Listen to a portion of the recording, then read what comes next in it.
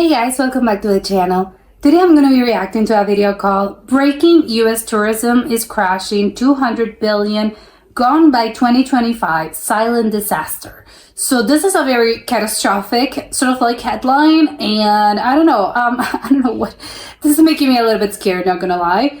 You know, nobody likes crashing, and you know, when it comes to economical terms, and you know, losing money, never a good thing, you know, especially for countries. So I don't know what to expect, but I don't know if I think it's gonna be a little bit bleak. But let's check it out and comment, like and subscribe. Visitors are even being told by their home countries to take their vacations and money elsewhere. Do you feel like your friends and family feel comfortable traveling there? No, nobody I know back in England or here. And then the police can take them and just take them to a country outside the States, and then they're not a protected citizen anymore. Horror stories are emerging of treatment at the border, with one story so shocking it's got many asking if America's still safe. I think the atmosphere is changing there, so I would prefer to go there. I'd probably stay in Europe. On a quiet stretch of border between Ontario and New York, something strange is happening. The duty-free shops are still stocked, the highways are still open, the signs still read, "Welcome to the United States." But the cars, they are not coming. Not like they used to. The numbers are in, and they are shocking. Canadian road trips into the United States have dropped more than 35% this year alone. That is not 35? A slump, that is a crash, and it is just the beginning. Before we continue, hit that like button to help us beat the YouTube algorithm and to show your support. Across airports, amusement parks, and hotel lobbies in America's most visited cities, the silence is growing louder. International travelers, once the lifeblood of United States tourism, are disappearing. From Mexico to Germany, from China to the United Kingdom, fewer people are flying in, fewer are booking tours, and fewer are spending money. It is not no one wants to go there. It is not fear of war. This time, the enemy is paper-thin but politically loaded tariffs. And together with diplomatic retaliation, price inflation, and economic uncertainty, they are draining the United States tourism sector of its lifeblood. By the end of this year, the United States is on track to lose over $12 billion in foreign travel spending. That is not an estimate. It is a confirmed retreat in international demand. But when you stretch that number across the last few years since the trade war escalated, the cumulative damage is staggering. The United States has already lost more than $30 billion in tourism-related revenue since 2021. That's plenty. If current trends hold, by the end of 2025, that number will cross $200 billion. $200 billion gone quietly. Now here is what is truly astonishing. Back in 2019, international tourists spent nearly $200 billion in the United States. That year, the tourism sector supported over 1 million American jobs. Cities like New York, Orlando, and San Francisco relied heavily on this foreign spending to keep their hotels booked, their restaurants full, and their small businesses alive. But fast forward to today, and global travel reports show international tourist spending in the United States has dropped by 22% from its pre-trade war peak.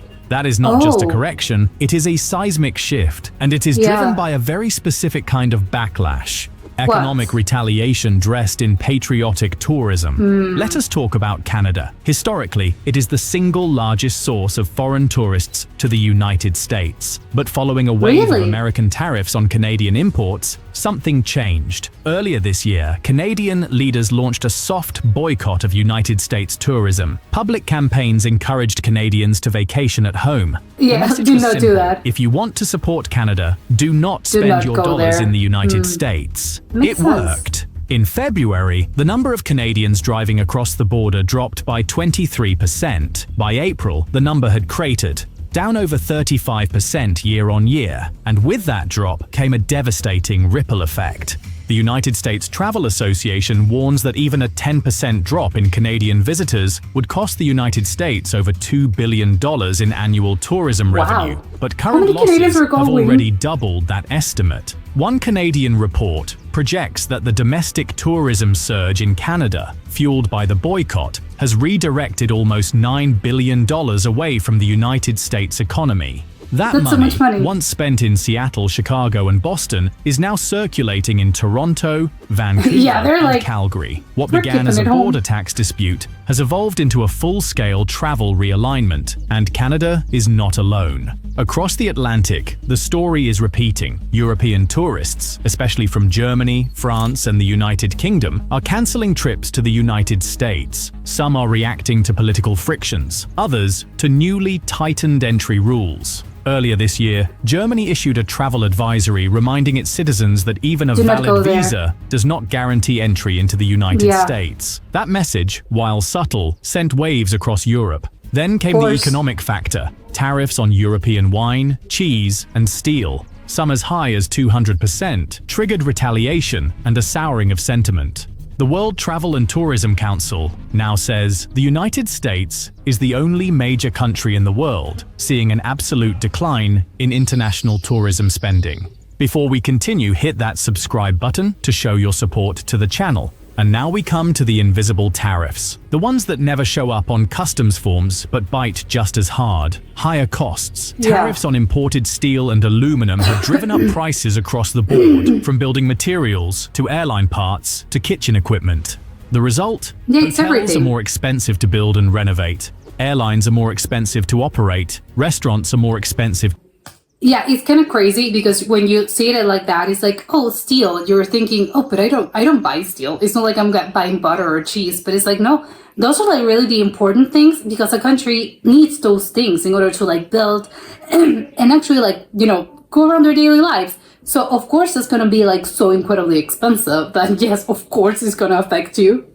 To run, and guests are paying the price. The effective tariff rate in the United States now hovers near 30%, levels not seen since the Great Depression. As costs climb, service prices follow. And travelers, The Great both Depression. foreign and domestic, are choosing cheaper destinations elsewhere. Meanwhile, airlines are pulling back. Delta, Southwest, and United have all lowered their earnings forecasts this year, citing weaker demand. Not because people are afraid to fly, but because they are choosing not to. Economic uncertainty and cost of living pressures are making travel a luxury. And for international visitors, the strong dollar and trade-related tension make the United States a less appealing destination. The World Bank nobody has now wants to go there. downgraded United States economic growth for the year to just 1.4%, half the rate of the year before.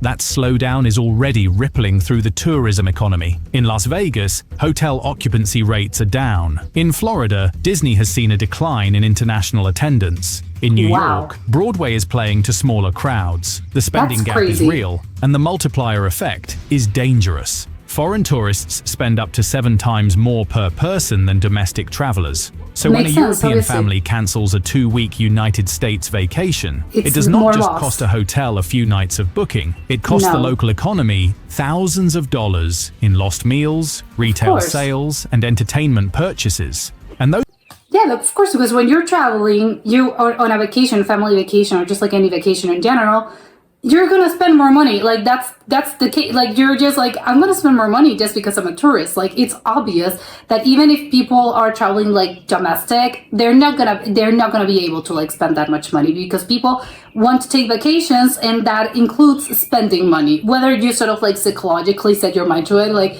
I know that I'm gonna spend a lot of money, or it's just something that you do sort of like indirectly and you're not really realizing, you're spending more money as a tourist. losses add up. This is not just an industry problem, it is a national economic problem. Tariffs, intended to protect domestic jobs and industries, are now bleeding into sectors that were never supposed to be targets. Tourism Yeah. is one of America's most dynamic export industries, because foreign visitor spending counts as an export. Every dollar spent by an overseas visitor in Los Angeles or Chicago is a dollar flowing into the country. But when trade tensions rise and retaliation spreads, even these indirect exports are at risk. The result? A silent recession in a sector that cannot afford to shrink. And then there is the they were already geopolitical in layer, recession. when countries like China, Canada, or Germany encourage their citizens to stay away from the United States, not through force, but through incentives and public messaging. It creates a kind of diplomatic cold shoulder. These boycotts are not loud, they are not formal, but they are effective. Just as the United there- States yeah. uses tariffs to pressure other nations economically, those nations It's are the now same. using tourism to pressure back. It is soft Yeah. power, wielded with precision. And for United States businesses that depend on foreign tourists, the consequences are very real. But what about solutions? Can this trend be reversed? In theory, would guess. Trade negotiations are ongoing.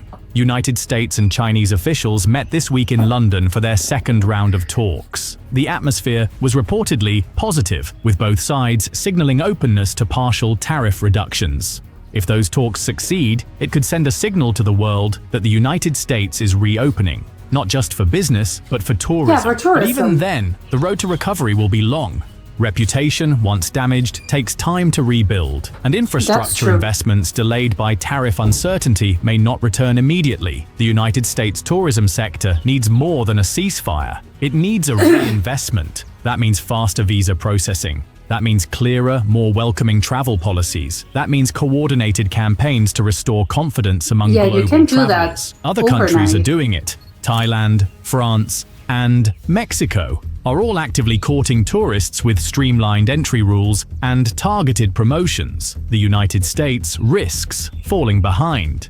And here is the final twist. Domestic travel cannot fill the gap. Even Of if every course not. American took one No. extra vacation this year, the spending They can't. shortfall from international visitors would remain because international tourists spend more, Spend more stay money. longer, and support different sectors. From luxury retail to fine dining to cultural institutions, these travelers fuel economic activity at a scale Yeah. that domestic tourism alone Just cannot can't. replicate. Yeah. So, where does this leave us?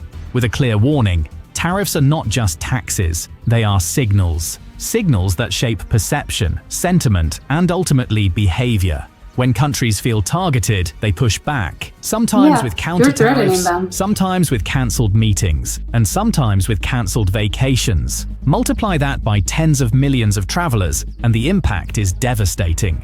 The $200 billion collapse in United States tourism by the end of 2025 is not a distant possibility. It is a real-time event. It is unfolding in empty hotel rooms, in quiet border crossings, in cancelled bookings, and in muted airport terminals. And unless something That's changes insane. soon, unless diplomacy regains ground and trade tensions ease, the silence will only get louder. So the next time someone tells you tariffs are a zero-sum game, remind them No. of this. One decision in a trade office can ripple across oceans, into people's plans, into businesses' margins, Yeah. and into the core of a national economy.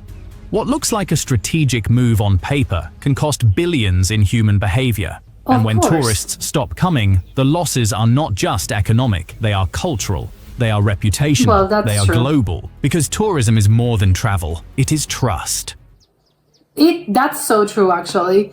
Yeah, it's kind of crazy seeing the actual, like, the amount of money that they're gonna be losing, unless like something changes. And even then, I think it's a little too late to actually like change this. It's kind of crazy to me to think of, like, you know, if USA and the United States sort of like one of those countries that I think it's like they get so much tourism. It's, you know, yearly, and it has been for like a bunch of years. It's one of the most popular country like destinations to travel. So it's crazy that they're losing like this amount of money, and it's sort of like they sort of like brought them up on themselves, because you sort of like, you would assume, oh well, you know, sometimes, you know, people are canceling vacations, or maybe they don't want to go to like a certain country because of like, I don't know, sometimes, I don't know, it's like forces of nature. Maybe like there was like a natural disaster, or maybe like the political climate is not as good, so people don't want to go visit. You know, stuff like that. But to see it, and it's sort of like circumstances about the political thing, is like, you can argue like it's not technically, it's not out of their control. But sometimes it is, actually. It's not something that, you know, the country doesn't want to be, you know, going through a political sort of like circumstance that is like, oh, it's in disarray. Like, nobody wants that. Or, you know, economical things that happen. And obviously, again, countries do not want to, like, they don't really brought those things on themselves. But in this case, no, they actually did it. Like, they was because of something that they decided to do. They decided to, you know, like, no, we're gonna increase the tariffs, and, you know, in a bunch of like imported goods. And it's like, they knew, of course. And I know that, like they said, like, it's not the normal, our normal citizen, a random citizen that's doing this. It's just like decisions that are being taken in private rooms, you know, with you know, the higher ups in power. And, they always say they're not going to be affected by this because, they're the ones in power. They never are affected by the actual, daily little things and situations that actually do create, like they say, a ripple effect on the lives of like normal citizens. Those decisions are being taken by the higher ups, and, they don't really care. That's the sad part, I think, that it's like, well, for them, it's sort of like a decision like, oh, do this and that. Is it gonna hit like your reputation? Yes, probably. Like this is maybe a political cost, yes, but it's not gonna be like, oh, my life is ruined. Like, instead for the people that are actually being affected, people in the tourism like sector, for instance, if you own a hotel, if you have a store, if you are, in a little town, for instance, if your main target is tourism, of course you're going to be affected, and then it's your life and it's your family and it's your livelihood that's going to be affected by this. And that's what I mean with the whole, like, yes, the people that are actually making those decisions are not the ones being affected. And if they are affected, it's sort of like, well, it's sort of like you're just sort of like you can brush it off. But for the normal day, for the citizens of the country, those are the ones being affected, and they're being affected also economically, because obviously if the country is losing money, as in like the whole country, not just like someone that, I don't know, owns a hotel, owns a store, just, the normal, the normal money that the country gets, they're not, like they are losing so much money, and it's going to affect obviously all citizens, and not even just related to tourism, because they're entering a recession. And obviously it's going to have, you're going to be affected by it because it's a recession. And the United States, again, they were already sort of like on shaky ground. It's been like a hard couple of years, or not couple, sort of like few years, I would say. And they're already like on the borderline of a recession if they hadn't already, I think they technically were already in a recession. And obviously this comes around, and it's like, it's a disaster. And I can't really say, like, again, it's like they sort of like they brought them on themselves, because it's like, what were you thinking? Like, did you think that the countries that you impose those tariffs were not going to retaliate? Like they said, it's sort of like it's a vengeance situation. And of course, if I feel offended, then I'm not gonna be like, oh yeah, it's okay, it's fine, whatever. No, it doesn't work like that with people, and it certainly doesn't work like that with countries with economical interest at hand. So of course they have to have known that, no, of course the countries are gonna retaliate. I don't know if they expected sort of like this happening, but I knew that I'm personally, at least hard to believe that they were not seeing like, oh, it's gonna be all fine and dandy for everyone. It's like, no.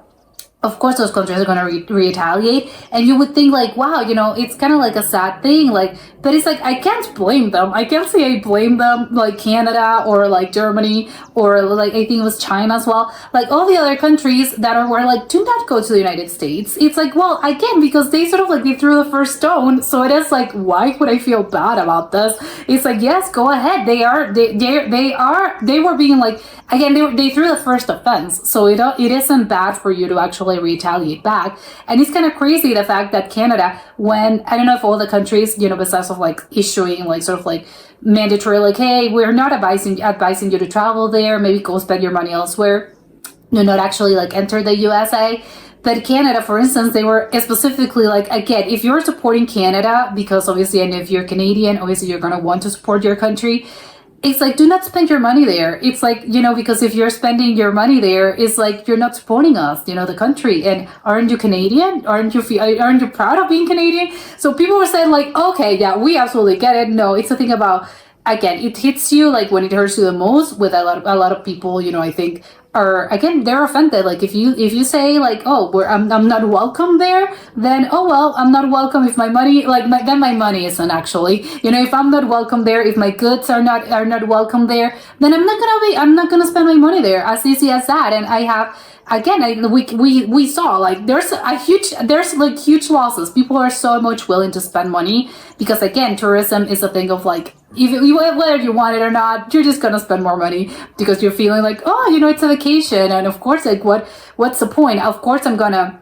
I want to eat in like a good restaurant. I want to obviously go visit the attractions, and the domestic, even if the domestic travel and the domestic sort of like people, the people that already live there, even if they're taking vacations, they already live there. So it is a different target. They're not going to be spending the amount that a tourist is spending. Like, that's just a basic fact of life, because even if you're like, oh, I'm taking like a weekend off, and again, maybe you're spending a little bit more money, but it's not gonna be the same as a person, like a foreign person, just going there and staying for like 2 weeks. And of course, you're feeling a little bit more like, again, I want to spend more money because I want to try new things, and I want to eat at like maybe the fancier and more expensive restaurant that probably locals do not really go there, because maybe they're thinking, oh, well, I don't have to go right now, or maybe I don't have the money, or maybe, it's going to be there forever, and I'm going to visit, I don't know, in like 6 months or a year, and most of the time you kind of like never do.